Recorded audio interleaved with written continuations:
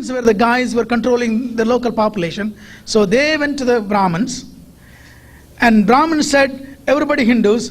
So British wrote, everybody Hindus. So that is how everybody is called Hindus. If you read any article in New York Times about India, they would say India has 85% Hindus, which is absolutely false. So tomorrow, if you happen to see an Indian on the street, if you ask him what religion do you follow, if he says Hinduism, you should say, you mean to say Brahminism? He may not even know, or he may not agree with you. Because systematically, for all these years, the Indians or the Hindus have cheated the international community about what's going on in India. The caste system, the untouchability, it is so prevalent, so rampant, so barbarous, so evil, but it's all done in the name of religion. So nobody talks about it. And then it's controlled by the white man. The international press is controlled by the white man. So nobody can talk about it. The New York Times press reporter goes to India. The first guy meets him as a Brahmin. So Brahmin feeds him some trash.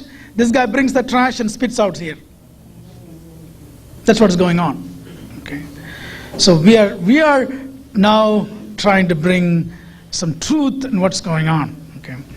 I'm going to go back and show this book, African Presence in Early Asia. I'm sure a lot of people have seen this book. Okay. There are a couple of excellent articles here for those who want to understand a little bit the African connection, the Dravidian connections. But I want to quote one starting with the Wayne Chandler, Brother Wayne Chandler's article. He brings Ethiopia and India together in this quote. And upon his return to Greece, they gathered around and asked, "Tell us about this great land of blacks called Ethiopia." And Herodotus says there are two great Ethiopian nations, one in Sind, meaning India, and the other is in Egypt. So, and there's an excellent article. There are a few mistakes, but I think that we can ignore that. Somebody said something? Okay. I want to define a caste system. How do you define a caste system? What is a caste system? Everybody talks about caste system. But I want to read a well-written definition. A four-tier, airtight, stratified, and predetermined compartmental system of ascending order of reverence and descending order of contempt, with no entrance and no exit.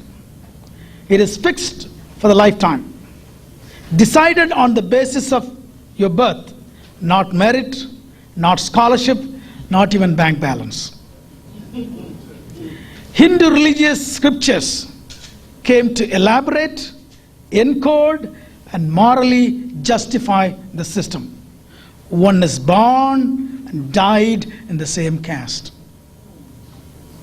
So once you are born as an untouchable, you are untouchable forever. And your child becomes untouchable automatically.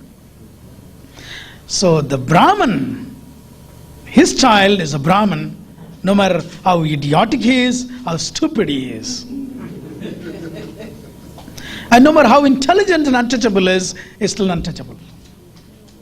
This system, unique system, only in India, nowhere in the world. And also the so-called Hindu religion is also only in India, nowhere else. So this is, Hindu religion is nothing but caste system. What is a caste system? In fact, originally started as a racism. It started with racism. And racism taught in the name of religion. So if anyone asks you how do you define Hindu religion, it is sanctified racism. That is the word.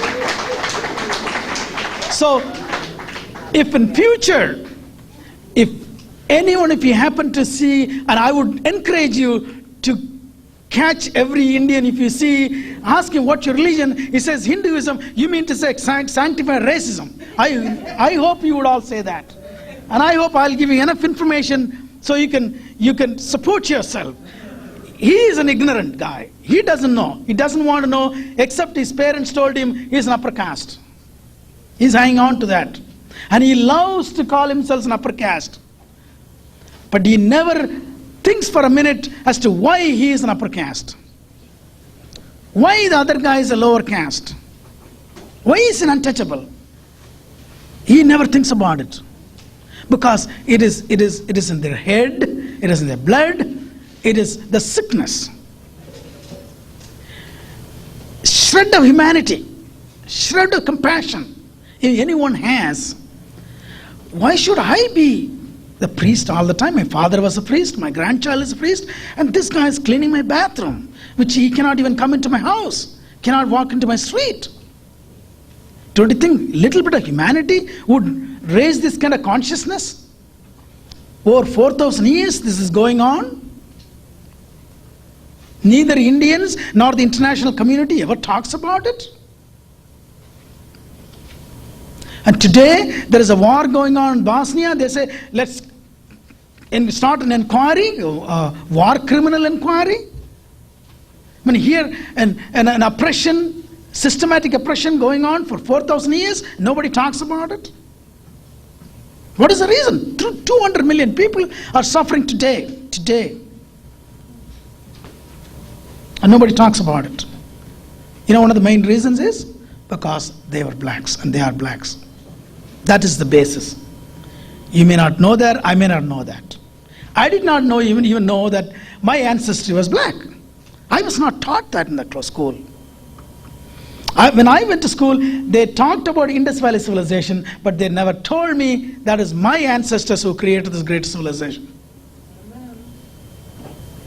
Now you know what they're doing? The Brahmins, all these years, they said it is a Dravidian civilization, the black civilization, the Aryans invaded. In the last 2 years, now they say, we found new evidence. That is, no, Aryans were never invaders. Aryans were indigenous people. They found new evidence. Is it that difficult to plant evidences? It is painful. It is painful that they could have the obnoxious mind to twist history.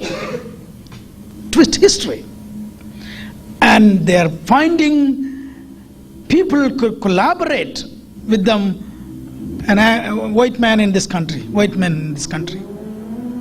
These guys go there, they join some religious cult, and then they come back and say, great, religion is great. Don't even know what they are. One time I met an Anglo guy, he said, oh, Hare Krishna, great religion. And I asked him, what's your religion? What's your caste? So he said, you are a Hindu, what's your caste? I don't, what? I said, if you don't have a caste, you're not a Hindu, damn it.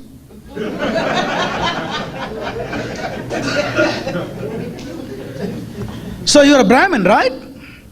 Is this the reason why you say you're a Hindu? Do you know there are untouchables in that country? These kids were brainwashed. These kids have no brain to wash to start with. They go there, there's crazy gurus, they have crazy ideas, like the Rajneesh, the guy who had a 36 Rolls Royce, because he let every woman and men do whatever you guys want to do. And that is how this Hare Krishna is running around and is one of the craziest groups. And they call themselves Hindus.